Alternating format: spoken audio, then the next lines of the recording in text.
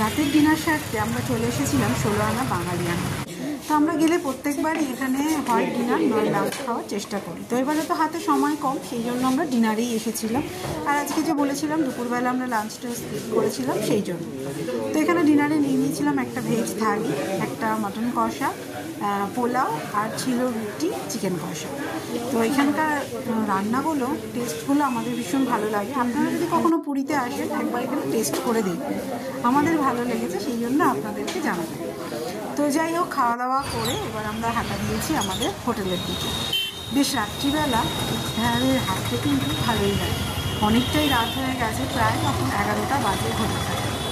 তো আমরা আস্তে আস্তে চলেছি, কারণ এই তো আর রাতে আর কয়েক ঘন্টা মাত্র হাতে নেব, ব্যাস তারপরেই তো আবার বাড়ির পথে যাত্রা শুরু করতে হবে, আবার 1 বছরের অপেক্ষা। কিন্তু এই অপেক্ষাটাই কিন্তু আমাদেরকে বাঁচিয়ে রাখে।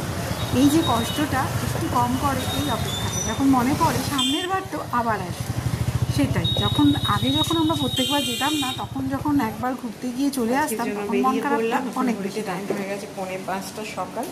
আজকে আমাদের ট্রেন হচ্ছে পুরী থেকে শতাব্দী, পুরী হাওড়া শতাব্দী এক্সপ্রেসে। তো ট্রেনের টাইম হচ্ছে 4:45, সে এখন বেরিয়ে পড়ছে, এখন বাজে 4:45।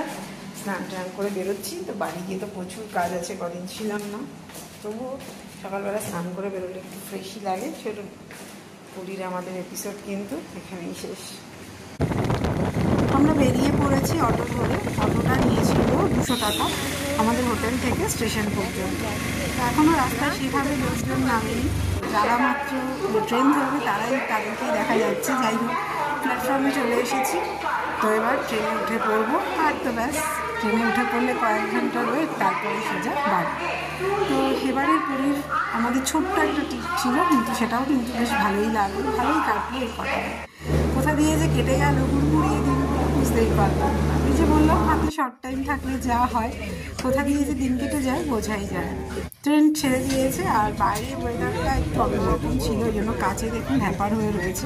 যাই হোক, ট্রেনে ওঠার পর, ট্রেন ছাড়ার পর সূর্যদেবকে দেখা দর্শন মিলল।